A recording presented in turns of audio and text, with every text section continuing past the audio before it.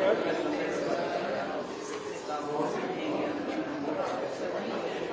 Ja. Og så kan du jo si til at du kan ha et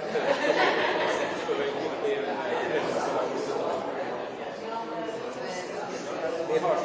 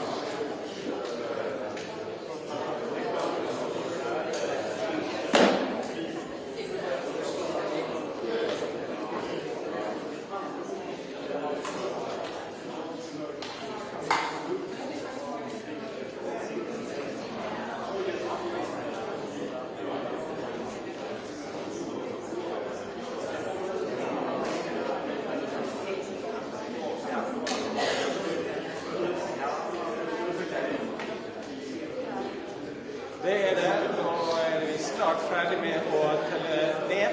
Dette jo kulminasjonen av en prosess som har pågått her i instituttet nesten et år. Fra fristen gikk ut i vinter, nærmere 31. januar, har komiteen jobbet jevnt og trutt. De startet med 338 kandidater og har jobbet seg nedover, og har opp nå i høst med en prisvinner. Så det også sånn at i år så vet alle hvem som både uttaler offentlig og understreker at han både vil ha og bør få prisen, men ingen vet hvem som faktisk får prisen. Så jeg vil si at spenningen stor blant de nesten 100 journalistene som til stede her.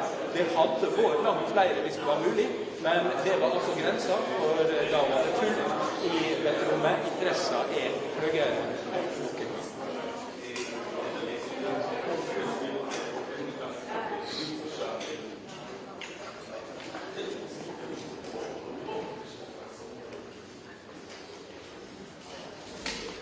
Komiteen har for det første vært langt mer aktive i å kommunisere ut på forhånd. Jeg opplever at det viktigste punktene for dem har vært å få ut at de uavhengige av den norske regjering, at de understreker forpliktelsene sine i forhold til testamentet, og så har de vært opptatt av å kommunisere ut at dette ikke en pris på det som nødvendigvis skjer akkurat nå, men det som har skjedd det foregående år, altså egentlig i 2024, men den kan også ha helt sikkert ting som har skjedd i 2025. Her ser vi bilder på alle denne gruppedøra, og Jørgen Vatnefryd som sammen med Kristian Berg Hartvigsen Viken, sekretæren av komiteen, jeg er klar til å komme inn for å kunngjøre det som denne store nyheten som alle inne i dette rommet og framfor TV-er på alle vis rundt omkring i hele verden har ventet på, nemlig den som i 2025 tildelt den store æra å bli vinner av årets Nobels fredspris. Et år altså interessen større enn nok en gang før. Mye takket være hvordan det blir kommunisert fra Hvite hus. Og så får vi bare vente og høre hvilke navn som faktisk vil bli formidlet fra den nye talerstolen, nyutdannede talerstolen. Det altså slik at den opprinnelige talerstolen i Nobel-instituttet tilbake, og derfor vil nå Nobels fredspris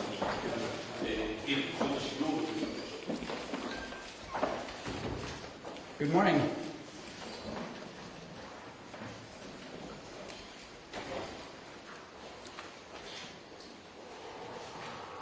The Nobel Peace Prize for 2025 goes to a brave and committed champion of peace, to a woman who keeps the flame of democracy burning amidst a growing darkness. The Norwegian Nobel Committee has decided to award the Nobel Peace Prize for 2025 to Maria Corina Machado. She is receiving the Nobel Peace Prize for her tireless work promoting democratic rights for the people of Venezuela and for her struggle to achieve a just and peaceful transition from dictatorship to democracy. As the leader of the democratic forces in Venezuela, Maria Corina Machado is one of the most extraordinary examples of civilian courage in Latin America in recent times. Ms. Machado has been a key unifying figure in a political opposition that was once deeply divided, an opposition that found common ground in the demand for free election and representative government. This is precisely what lies at the heart of democracy, our shared willingness to defend the principles of popular rule, even though we disagree. At a time when democracy is under threat, it is more important than ever to defend this common ground. Venezuela has evolved from a relatively democratic and prosperous country to a brutal and authoritarian state that is now suffering a humanitarian and economic crisis. Most Venezuelans live in deep poverty, even as the few at the top enrich themselves. The violent machinery of the state is directed against its own population. Nearly 8 million people have left the country. The opposition has been systematically suppressed by means of election rigging, legal prosecution, and imprisonment. Venezuela's authoritarian regime makes political work extremely dangerous. As the founder of Sumate, an organization devoted to democratic development, Ms. Machado stood up for free and fair elections more than 20 years ago. As she said, it was a choice of ballots over bullets. In political office and in her service to organizations since then, Ms. Machado has spoken out for judicial independence, human rights, and popular representation. She has spent years working for the freedom of the Venezuelan people. Ahead of the election of 2024, Ms. Machado was the opposition's presidential candidate, but the regime blocked her candidacy. She then backed the representative of a different party, Edmundo González Urrutia, in the election. Hundreds of thousands of volunteers mobilized across political divides. They were trained as election observers to ensure a transparent and fair election. Despite the risk of harassment, arrest, and torture, citizens across the country held watch over the polling stations. They made sure the final tallies were documented before the regime could destroy ballots and lie about the outcome. The efforts of the collective opposition, both before and during the election, were innovative and brave, peaceful and democratic. The opposition received international support when its leaders publicized the vote counts that had been collected from the country's election districts, showing that the opposition had won by a clear margin. But the regime refused to accept the election result and clung to power. Democracy is a precondition for lasting peace.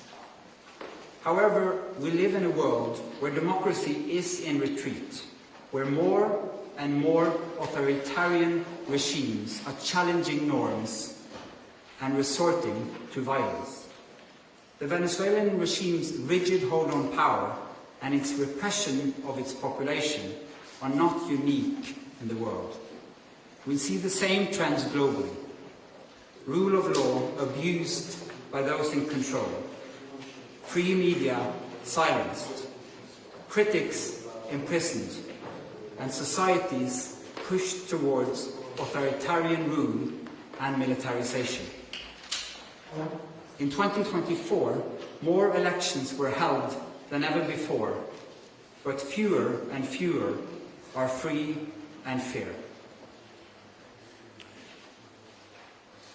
In its long history, the Norwegian Nobel Committee has honored brave women and men who have stood up to repression, who have carried the hope of freedom in prison cells, on the streets, and in public squares, and who have shown by their actions that peaceful resistance can change the world. In the past year, Ms. Machado has been forced to live in hiding, despite serious threats against her life.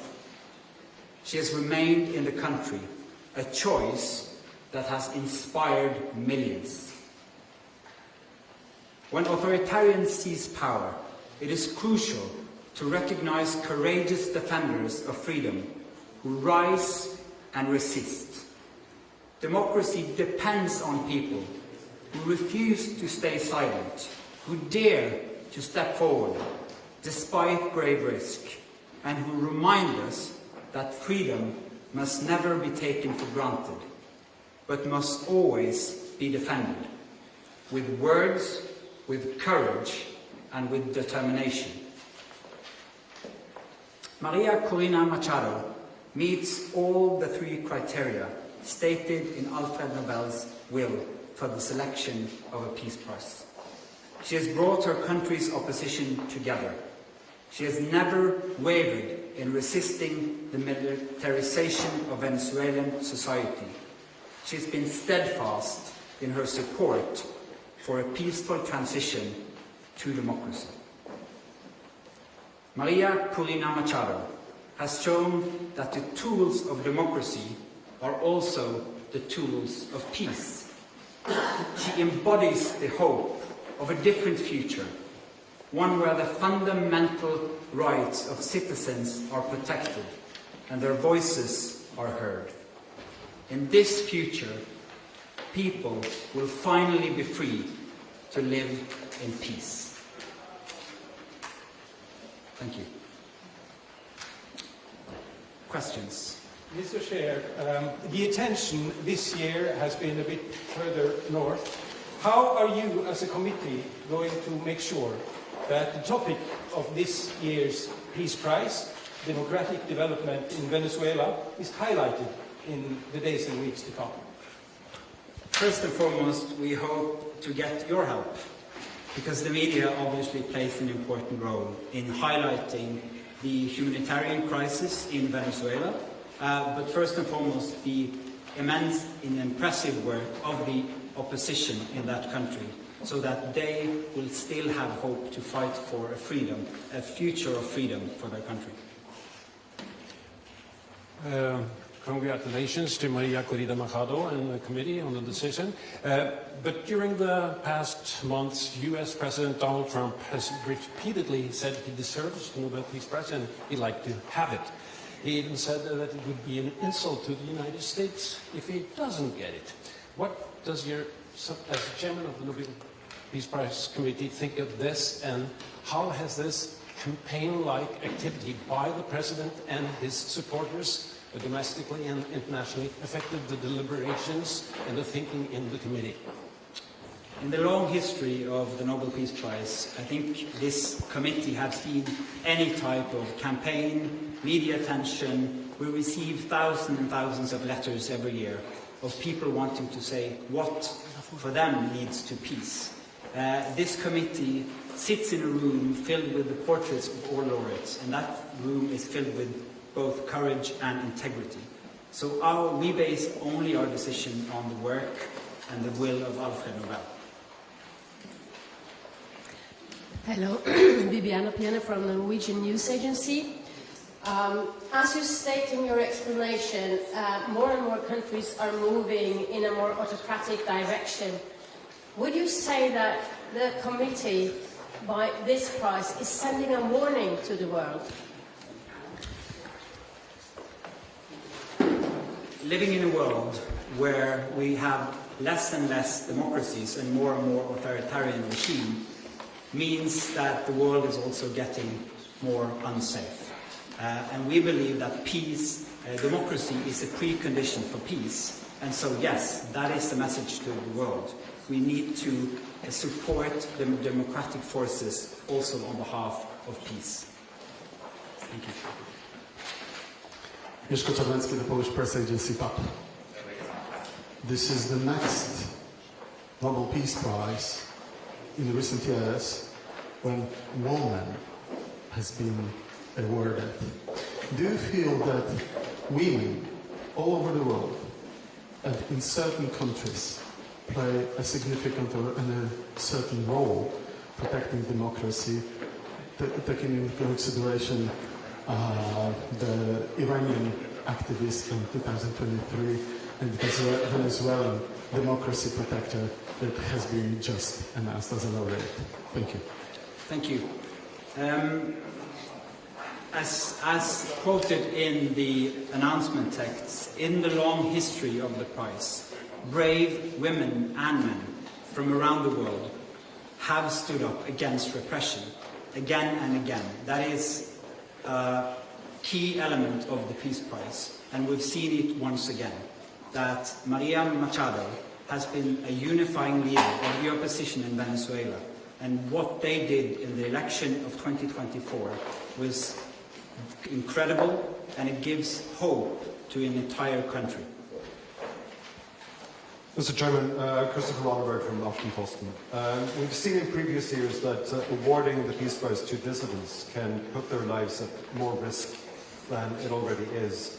You mentioned yourself that she has been in hiding for quite some time. What considerations have you made when it comes to her safety and security now that she has become more exposed because of this Peace Prize? You're now touching upon some of the absolutely most difficult dilemmas in the work of the committee.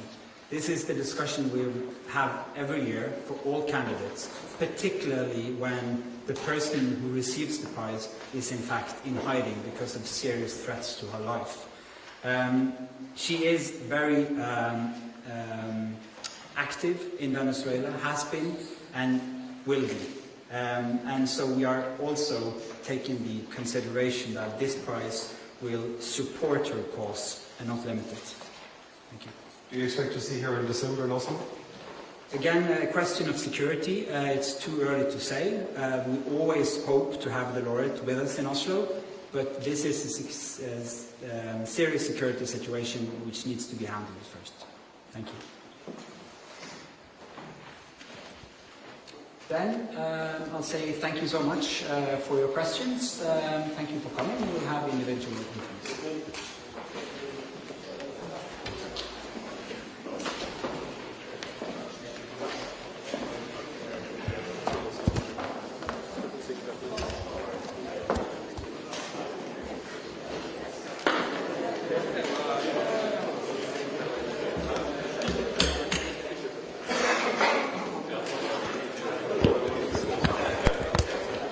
One.